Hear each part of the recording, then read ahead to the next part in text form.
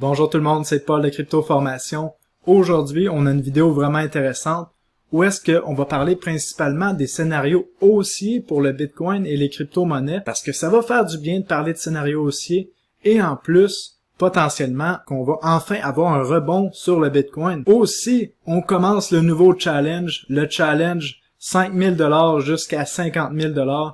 Le but de mon challenge, c'est que je commence avec un capital de 5 000 $ et j'essaie d'atteindre 50 000 $ le plus rapidement possible. Et le but de tout ça, c'est de vous montrer plusieurs types d'investissements. On va passer autant par le farming, le compounding, le trading avec levier. On va prendre des positions longues, on va prendre des positions short, peu importe, tant qu'on atteint le 50 000 $.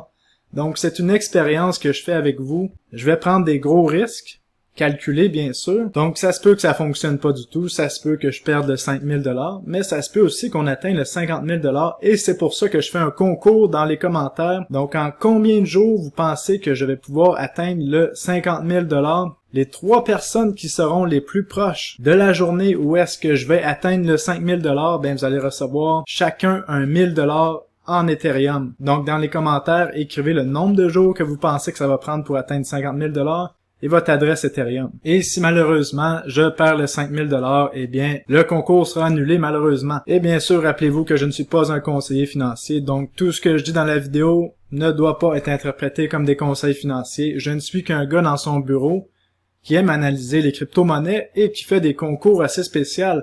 Donc, ceci étant dit, commençons. Comme je vous expliquais, j'aimerais que cette vidéo soit d'une tonalité un petit peu plus joyeuse. On a eu beaucoup de moments plus stressants, plus épeurants dernièrement. Et effectivement, je peux comprendre parce qu'avec la correction du Bitcoin qu'on a eu en ce moment, on a une correction d'à peu près 55% avec aucun rebond significatif dans le Bitcoin. Parce qu'habituellement, quand on a une correction comme celle-ci, on a des rebonds qui fait qu'on a une chance de pouvoir revendre un petit peu plus haut notre investissement. Mais là, le Bitcoin et les crypto-monnaies ont été impitoyables. On a vu des crypto-monnaies, des altcoins qui ont descendu de plus de 80% déjà. Donc c'est pour ça que la vidéo va avoir une tonalité un petit peu plus haussière, un petit peu plus bullish. Et en fait, comme vous le savez, je pense encore que le marché s'en va beaucoup plus haut pour la fin de l'année, avec tous les signes d'accumulation que je vous ai présentés dans les vidéos précédentes. Donc c'est sûr, si on vient qu'à casser les 28 000 $ et le wedge qu'on voit ici dessiné en rouge vers le bas, les targets suivantes vont être autour de 25 000 $ et ensuite autour de 20 000 $. Mais là, parlons du scénario haussier. Comme que je vous expliquais dans la vidéo précédente, la formation qu'on voit ici est un wedge, et même un falling wedge, comme on peut voir ici dans la figure de gauche. Un falling wedge peut être une figure de reversal, donc de changement de direction potentiel dans le marché. Et c'est ça qu'on est en train de voir en ce moment, et que je vous expliquais dans la vidéo d'il y a 2 jours, c'est qu'on est en train de voir un falling wedge. On voyait une divergence majeure qui est en train de se former dans le RSI juste ici, et ensuite on est venu briser vers le bas le triangle que faisait le RSI. Mais par contre, comme je vais expliquer, je pensais que potentiellement c'était un fake out. La même chose qu'on avait vu à l'inverse lors de la distribution dans le sommet du marché ici. Donc vous vous souvenez, dans le sommet du marché, on a une distribution de Wyckoff qui ressemble à cela ici. Et lorsqu'on a une distribution de Wyckoff, ben on a toujours un fake out qui fait qu'on pense qu'on va aller beaucoup plus haut et par la suite, on vient corriger. Et vous voyez, c'est ça qu'on a eu, un fake out et on est venu corriger. C'est la même chose qu'on a vu avec le RSI ici. Si on enlève la ligne juste ici, on voit qu'on avait un RSI qui faisait des hauts de plus en plus bas alors que le marché faisait des hauts de plus en plus haut. On est venu briser la ligne de tendance vers le haut, mais c'était un fake out et on est reparti vers le bas. Et la grosse correction de 55% s'en est suivie. Et là, qu'est-ce que je suis en train de vous dire? C'est qu'on est en train de voir le même schéma, mais à l'inverse. Ce serait pas surprenant parce que c'est toujours les mêmes wells qui sont dans le marché. Donc, on serait en train de voir une figure d'accumulation de Wyckoff. Et si on regarde ici plus particulièrement, j'ai interposé le schéma de Wyckoff avec ce qu'on voit actuellement. On serait en train de voir un fake out qui serait le spring. Et en même temps, on viendrait briser à la hausse notre wedge. Par contre, pour confirmer tout ça, il va falloir vraiment sortir du wedge. Ensuite, revenir tester probablement les 31 000 $. Et si le test se fait avec succès et qu'on repart à la hausse, eh bien là, ça regarde beaucoup mieux pour du moins avoir un rebond plus normal qui pourrait nous amener déjà au moins dans les 40 000 $ sur le Bitcoin. Et ensuite, on pourrait voir qu'est-ce qui se passe avec les volumes. Est-ce que les wells continuent d'accumuler ou est-ce qu'ils commenceraient à vendre? Mais pour l'instant, je serais pas surpris que vraiment on est sur le point d'arriver dans les derniers jours du marché baissier. Et encore une fois, comme je vous explique, je serais pas surpris de voir le Bitcoin près des 100 000 $ pour la fin de l'année 2021. Donc, comme je vous ai partagé dans mon Telegram, le scénario ressemblerait à ceci. Et potentiellement, on pourrait voir le Bitcoin aller retester ses anciens sommets dans les prochaines semaines. Et là, si vous vous demandez si vraiment les whales accumulent des bitcoins, eh bien, on a ici une whale qui a accumulé pour 841 millions de dollars de bitcoin entre le 18 et le 19 juillet. Donc, vraiment, il y a des gens qui sont intéressés à avoir un bitcoin en ce moment autour des 30 000 $. Et pour ma part, je pense que c'est une opportunité d'achat incroyable. Maintenant, passons au challenge 5 000 $ jusqu'à 50 000 $. J'ai fait un petit tableau Excel qui est peut-être difficile à comprendre pour l'instant, mais je vais vous expliquer exactement comment ça fonctionne et je vais le rendre plus beau pour les prochaines vidéos de la série 5 000 $ à 50 000 $. Mais j'ai déjà pris mes premières positions dans le portefeuille. Donc, en ce moment, le portefeuille contient 123.15 FTT, 8.99 AV, dans des positions avec levier sur Binance, et je suis en train de donner de la liquidité pour une couverture d'assurance sur Bridge Mutual qui me donne du 750% par année. Donc, je vais vous expliquer exactement ce que j'ai fait. Commençons avec le token FTT qui est le token de l'exchange FTX. Hier, le 20 juillet, j'en ai acheté pour 3200 $, à un prix moyen de 25,96. Si on regarde la charte de FTX, on voit que clairement, on a eu une consolidation, on est venu retester les bas précédents avec une divergence haussière dans le RSI. Et pour ma part, quand j'ai vu l'annonce hier que Sam Bankman-Fried, le propriétaire de FTX, venait de lever 900 millions de dollars pour l'exchange FTX, avec une valorisation de l'exchange à 18 milliards de dollars, ben je me suis dit que le token FTT était sûrement une aubaine et on dirait que je suis pas le seul à le penser. Donc voilà, j'en ai acheté hier et maintenant je suis confiant envers ma position. Donc mon stop loss est juste ici là, autour des 22,75 $ sur Binance et j'étais tellement confiant que j'ai décidé de prendre du levier. Donc j'ai sorti 1200 $ en Tether, en USDT de la position comme on voit ici pour ensuite aller acheter du AV et ma couverture d'assurance sur Bridge Mutual. Donc, en ce moment, de mon argent, j'ai 2000 $ sur FTT et 1200 $ en levier. Donc, je contrôle 123.15 FTT avec un stop loss à 22,75. Maintenant, après, j'ai été acheter des AV sur Binance avec un levier de 50%. Donc, j'ai pris 750 $ en levier. Et si on regarde ici la charte de AV, on voit clairement qu'on vient de faire un bas plus haut que le bas précédent. On a une divergence dans le RSI. En plus de ça, on est en train de faire une sorte de épaule, tête, épaule en diagonale, comme on peut voir ici.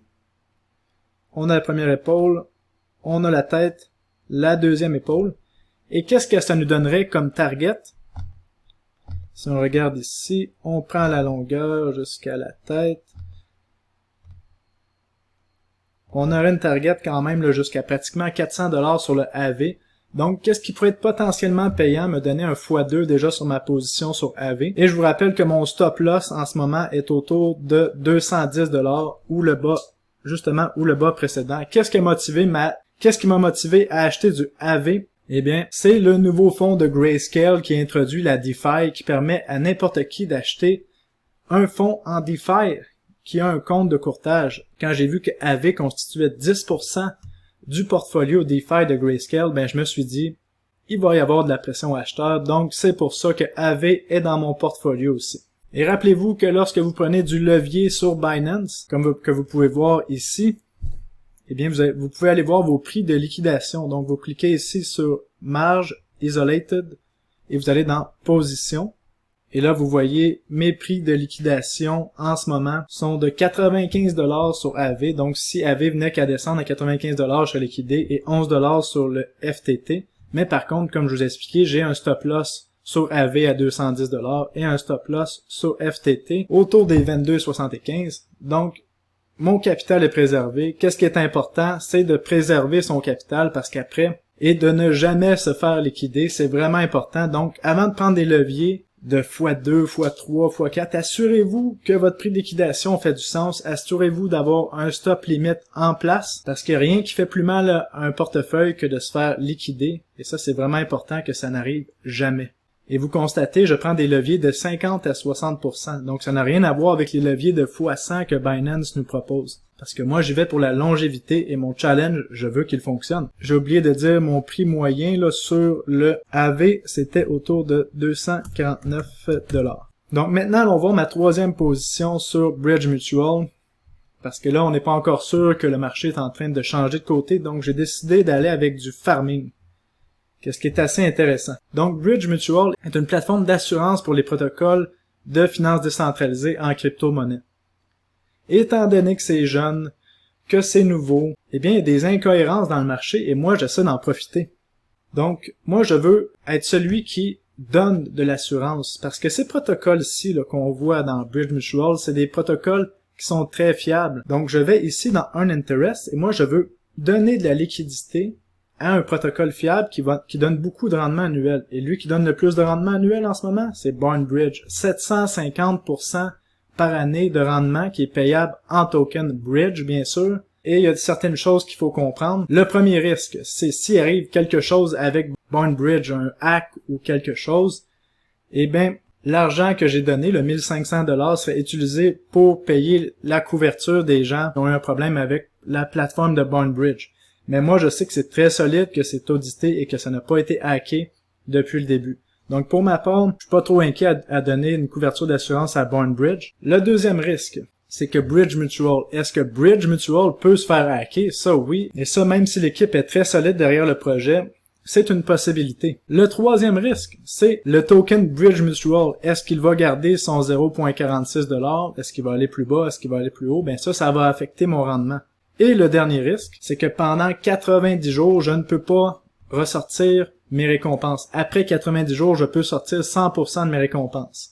Donc, je suis pris dans le protocole Bridge pendant 90 jours jusqu'au 21 octobre. Donc, on parle de 3 mois. Donc, en 3 mois, si tout va bien, si les pourcentages d'API restent les mêmes, mon 1500 $ ferait environ fois 2.5, donc j'aurais environ 4000 $. Donc c'est ça que j'espère pouvoir en tirer avec tout ça. Et si on est chanceux, eh bien le 21 octobre, les tokens Bridge Mutual vont aller beaucoup plus haut et je vais pouvoir avoir encore beaucoup plus de rendement. Mais une chose qui est vraiment importante de comprendre, c'est que je peux ressortir mon 1500 $ en tout temps, sauf qu'il y a une période de 8 jours où est-ce que je peux pas être touché parce que le protocole doit rester efficient, là, et si les gens se mettaient à entrer et sortir des capitaux comme ça dans un protocole d'assurance, ben ça serait beaucoup moins efficient. Donc vous l'avez, je me lance dans un challenge pour vous, ça risque d'être vraiment intéressant cette série de vidéos.